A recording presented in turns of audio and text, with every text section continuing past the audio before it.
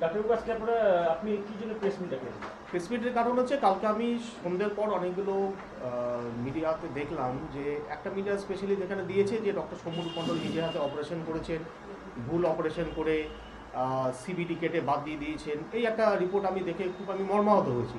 প্রথমত এই অপারেশন আমি নিজে হাতে করিনি, যিনি সার্জেন ছিলেন তিনি অপারেশন করেছেন।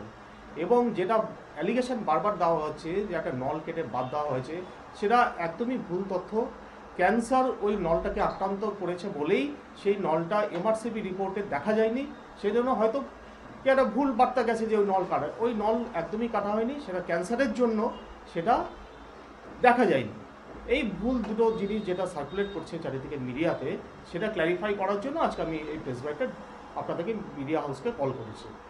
মানে কার অভিযোগের ভিত্তিতে কি খবর হয়েছে বা কি দেখেছেন আপনি, মানে যদি জিনিসটা একটু মানে মনে হয়েছে যে বিষয়টা ভুল হয়েছে? হ্যাঁ, যেটা বলেছে আপনি একটা যে প্রথমেই বললাম যে আমি এটা নিজে হাতে অপারেশন করিনি, যিনি সার্জেন যার আন্ডারে ছিল উনি অপারেশন করেছেন।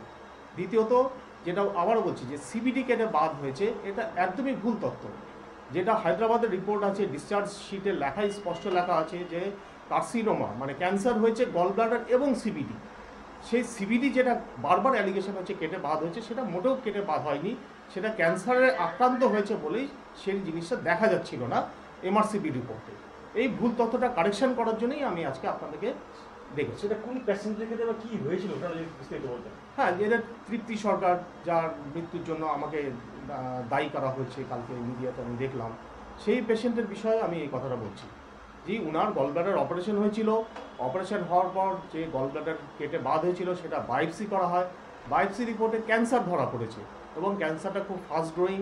উনি পেশেন্ট পার্টি সেই পেশেন্টকে নিয়ে হায়দ্রাবাদে নিয়ে যান।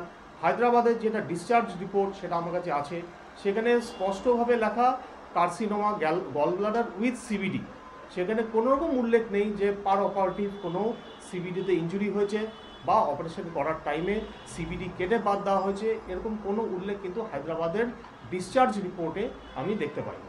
উনি তৃপ্তি সরকারের হাজব্যান্ড সুবোধ সরকার যেটা অভিযোগ করেছে যে আপনার এখান থেকে গোল ব্লাডার অপারেশনের জন্য নিয়ে আসছিল এবং অপারেশন হওয়ার পর তাকে আপনি নাকি আনন্দলোকে নিয়ে গেছেন? অবশ্যই, কারণ তার অপারেশনের পর দেখা যাচ্ছিল যে পিত লিক করছিল, বাইল লিকেজ হচ্ছিল, এবং সেটা জানার জন্য একটা পরীক্ষা করতে হয় যেটা নাম হচ্ছে এমআরসিপি। এমআরসিপি ইসলামপুরে হয় না, সেই জন্য আমি নিয়ে পেশেন্টকে নিয়ে যাই আনন্দলোকে এমআরসিপি হয় বলেই এমআরসিপি করানোর জন্য ওখানে নিয়ে যাওয়া হয় এবং একটা গ্যাস্ট্রোএন্টারোলজিস্টের সাথে কনসাল্ট করার জন্য আনন্দলোকে নিয়ে যাওয়া হয়। উনি আরেকটা অভিযোগ করছে যে হেলথ পয়েন্টের নার্সিংহোমের ডাক্তার সৌম্য মণ্ডল নিজেই অপারেশন করেছে। ভুল তথ্য।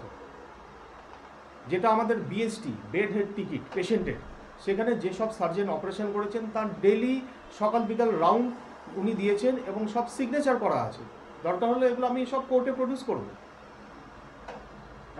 এখানে অভিযোগ করেছিল যে আপনি নিজের খরচায় নাকি হচ্ছে আনন্দলোকে নিয়ে গেছিলেন, এটা কি আপনি নিজের খরচায় না? দেখুন, সুবোধ সরকার হচ্ছে আমার বন্ধুস্থানীয় লোক। ওনার অপারেশন একটা এমার্জেন্সি পিরিয়ডে উনি আমার যখন ভর্তি করেন পেশেন্টকে, উনি কোনো টাকা পয়সা অ্যাডভান্স পেমেন্ট করেননি।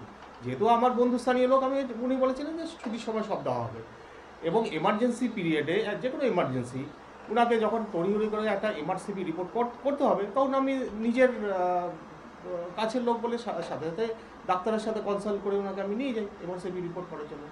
সে খরচা দেন, এটা তো কোনো মানে অ্যালিগেশন হতে পারে না যে উনি খরচা দেননি। টাকা দিয়ে তো সব কিছু বিচার হয় না। এই ব্যাপারে সুবোধ সরকার যেটা অভিযোগ করেছে যে আপনার নার্সিংহোমের এগেনস্টে তিনি স্বাস্থ্য দপ্তর, জেলা স্বাস্থ্য দপ্তর বিভিন্ন জায়গায় অভিযোগ করবেন। হ্যাঁ, নিশ্চয়ই করতে পারেন, ওপেন ফোরাম আছে। ওনার যদি মনে হয় যে ভুল হচ্ছে, উনি স্বাস্থ্য দপ্তর কেন, উনি কোর্টে যেতে পারেন, কনজিউমার ফোরামে যেতে পারেন। ওটা তো কোর্ট তো খোলা আছে সবার জন্য, উনি যান। ওনাকে আগেও বলা হয়েছে যে আপনি আমাকে এইভাবে অ্যালিগেশন না দিয়ে আপনি ডাইরেক্ট কোর্টে যান, সব তথ্য প্রডিউস করুন, সেখানে বিচার হবে। আইনি ব্যবস্থা তো সবার জন্য খোলা আছে, উনি সেই পথেই যান। কোনো অ্যালিগেশন সেটা তো প্রমাণ করতে হবে, মুখের ভিত্তিতে তো, মুখের কথার ভিত্তিতে তো কিছু হয় না।